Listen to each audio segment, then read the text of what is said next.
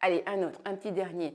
Et lui, je sais qu'il peut poser problème, hein, je le vois avec mes apprenants. Hi guys, I hope you're fine today. I'm happy to be with you again this week. If you are as happy as I am, please like just now. Vous savez que vos likes me font plaisir et m'encouragent à continuer. Alors, in today's lesson, we are going to talk about conjugation and something really specific.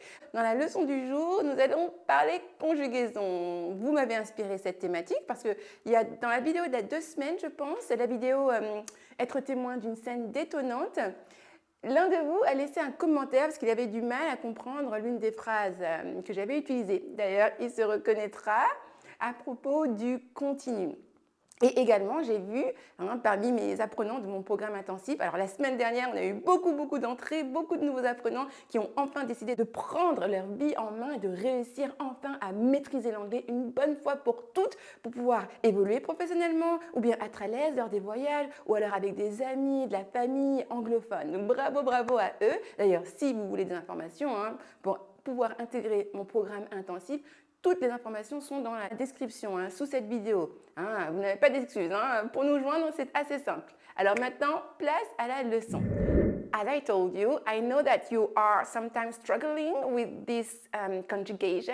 Comme je vous l'ai dit, je sais que parfois vous avez du mal. You are struggling. Vous avez du mal avec le continu, la conjugaison du continu. Et c'est très, le continu fait partie vraiment des choses à maîtriser dans la conjugaison anglaise parce qu'on l'utilise très souvent et même beaucoup plus qu'en français. Le continu, c'est pour dire qu'une action est en train de se dérouler ou alors était en train de se dérouler. D'une part, il faut connaître la structure. Une fois que vous avez la structure, déjà, vous avez fait 50% du travail.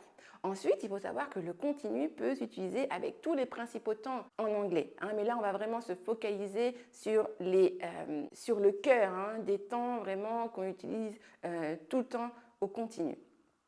Déjà, donc la structure du continu, c'est sujet plus l'auxiliaire be conjugué au temps voulu plus le verbe en ing, la base verbale en ing. OK?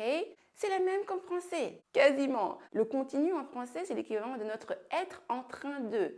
On a bien être, be, et le en train de pourrait correspondre au ing que l'on accole au verbe. OK? Donc, premier exemple avec le temps le plus simple du continu, c'est le présent continu.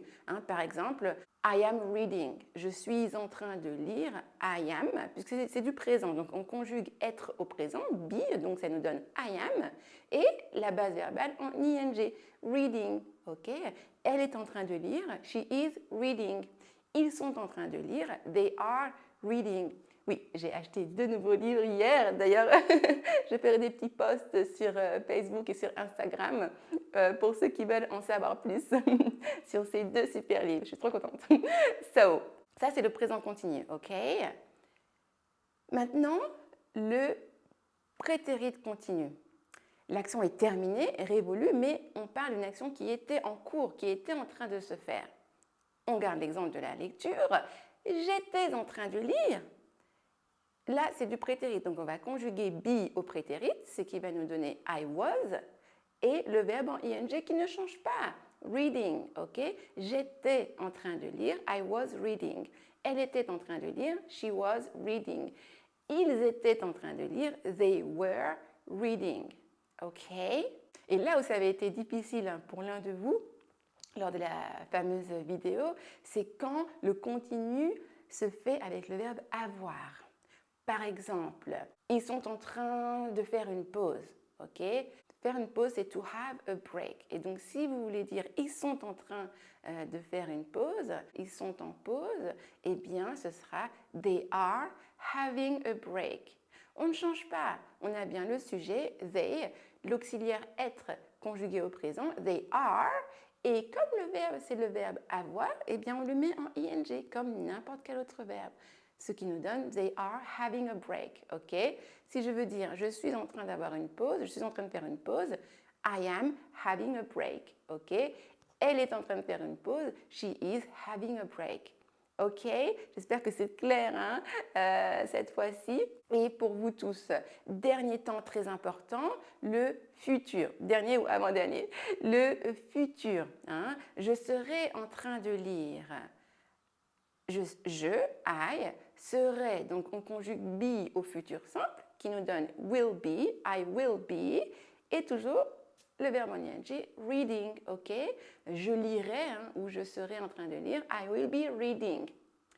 Elle sera en train de lire ou elle lira, tout simplement. Vous voyez qu'en français, on n'est pas forcément obligé de dire elle sera en train de lire. On peut juste dire elle lira. Mais en anglais, si on parle du continu, on doit impérativement utiliser cette structure du continu. Ce qui va donc nous donner she will be reading. Ils seront en train de lire tous ensemble. They will be reading. OK? Donc ça, ce sont vraiment les principaux temps. Présent continu, I am reading. Prétérit continu, I was reading. Futur continu, I will be reading. OK? Ce sont les trois vraiment principaux temps à maîtriser dans le continu. Il y en a d'autres. OK. Allez, un autre, un petit dernier. Il y en a plus, mais déjà, je vais vous donner le core, vraiment le noyau des temps à maîtriser. Le present perfect continuous. Le present perfect continuous. Et lui, je sais qu'il peut poser problème. Je le vois avec mes apprenants. Ça, en plus, comme je vous l'ai dit, c'est un temps qui est très utilisé. Le present perfect continuous, ça va être notre passé composé. Sauf que, vous savez qu'il y a deux temps pour exprimer le passé composé, soit le prétérit, soit le present perfect. Si je reprends l'exemple de la lecture, là, ça nous donnera j'ai lu. J'ai lu, mais au present perfect continuous. Comme d'habitude, on suit la règle, le sujet I et l'auxiliaire be qu'on va conjuguer au present perfect, have been, I have been, et ensuite le verbe en ing, reading. Donc, j'ai lu, mais en traduisant le fait que j'étais en train de lire, que l'action était en train de se faire, ça va donc nous donner I have been reading. Ce temps-là, il nous permet notamment d'exprimer l'insistance. Par exemple, I've been reading for hours. J'ai lu pendant des heures. Vous voyez, c'est vraiment l'exemple parfait là que je vous donne pour vraiment comprendre l'utilisation du present perfect et a fortiori du present perfect continuous. Ok, j'ai lu pendant des heures. I have been reading for hours. Ok. Elle a lu pendant des heures. She has been reading for hours. Et en forme contractée, she's been reading for hours. Et ils ont lu pendant des heures. They have been reading for hours. They've been reading for hours. OK? J'espère que tout est clair. Comme d'habitude, je vous remets le récapitulatif à l'écran. Donc ceux qui m'écoutent en podcast, venez sur YouTube si vous voulez voir le récapitulatif. Ou sinon, prenez des notes, réécoutez et prenez des notes. J'espère que c'est clair. Mettez-moi un joli like si c'est clair, si ça vous a apporté des choses et bien sûr, partagez à des personnes qui pourraient en avoir besoin. Vous savez que vos likes et vos partages m'aident à aider encore plus de monde. Et n'hésitez pas, si vous voulez nous contacter, tous les liens sont dans la description. Have a very nice day and see you soon. Bye bye.